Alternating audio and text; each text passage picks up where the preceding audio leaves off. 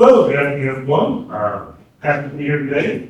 My name is Julius Chang. I lead the Grants.gov program, and we're really excited to talk about implementation of these open source projects with everyone here today.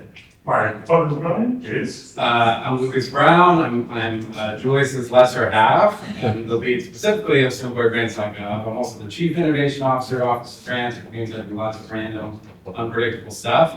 But I think we actually have a lot of people from the Simpler family here, so shout out if you're also here.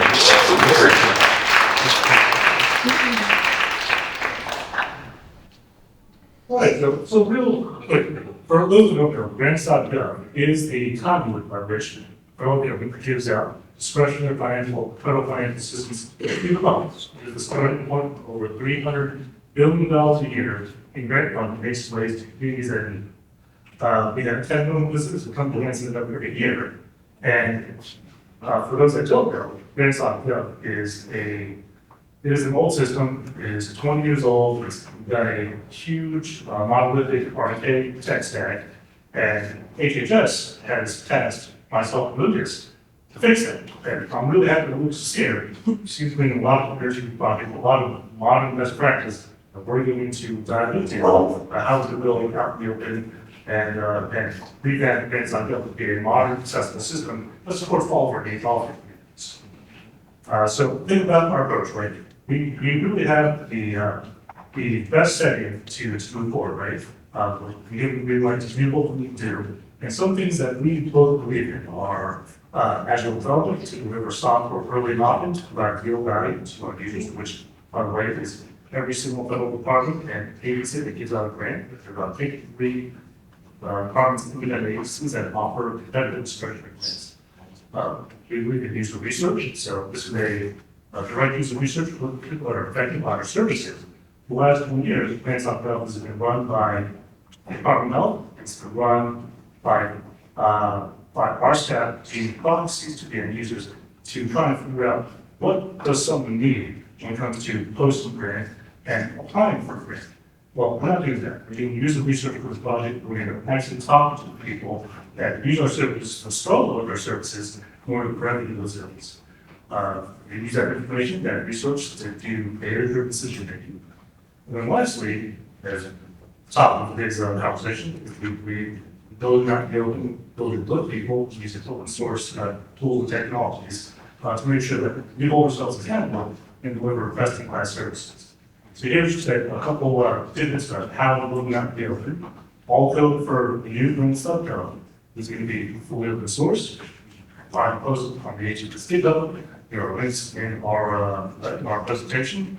Our GitHub includes not just what we do, also long-term and short-term roadmaps that will be planned in the public to figure out what we may tap into certain communities to talk about certain features and requirements. We also now support open communication for Slack and Git votes, and everyone sign and participate. We also have open metrics to highlight our successes and our struggles too. We're being fully transparent because we believe ourselves, we believe the approach, we are doing the right things for our users. Here are all links to a lot of our public assets here.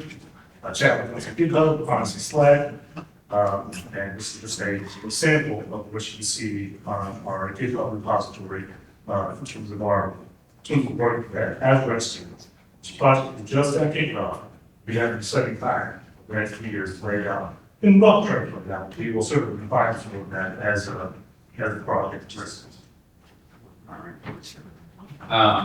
Thanks. And all these things Joyce has been talking about has provided so many benefits for us. It's just made everything simpler and easier, more transparent, easier to onboard contractors. It's easier for vendors who aren't on the project yet to learn about what's going on, potentially, submit a more ambitious bid. So public engagement staffing, it's really hard work to do engagement with the public. On the last project I was working on, the Justice 40 project, on the economic justice screening tool, we had a really vibrant open source community, but it was always somebody's part-time job to organize that. They weren't hired to do that, and they had a million other things to do. So on this project, through our contractors, We prioritize roles for a community organizer for our open source group, which is the wonderful Grants our master of ceremonies today. We also have a community organizer for our co-design group, I'll talk about in a second. Obviously, a lot of user researchers, that's kind of table stakes. And we have a product manager exclusively devoted to the community engagement work stream and analytics. So some of those ongoing engagements, the co-design group, this has also been called a participant advisory council in the past. Nava has some great online blogs about this. We took out the word advisory because there's some legal things around VACA. They're not advising us, I swear. So this is an ongoing group of people where we really build an ongoing relationship. They're with some of the communities most underserved and overburdened by the grant making process. We believe that rising tide lifts all ships. So if we solve the problems, both most be set by the problems, it helps everybody. We're compensating them $100 an hour to advise on our priorities, roadmap, user experiences, and projects. We're starting hackathons, including the first one will be tomorrow as a bit of a trial. Crowdsourced engagement with the code base, with the roadmaps. And we're doing a little participatory budgeting there too. The attendees are going to vote on a crowd bigger prize. Obviously, we have compensated user research with a lot of different target user types. And we are doing these kind of big public demos and town halls once every 4 months. So anyone can come and learn about new features and do Q&A. So over the years, I've worked on open source projects in the government for like 9 years now, and we're trying to just keep getting better and better. So the quality payment program, I know we have a lot of QPP fam in the house. Shout it out. Once again, Steve is still on a call with the security team, literally right now.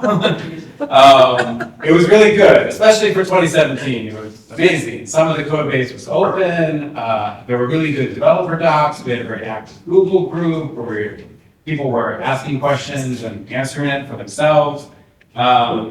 Another project I worked on, the Climate and Economic Justice Screening Tool, pretty great. 100% code open source, but the roadmaps were private. We didn't tell you where we were going, but you could see where we've been.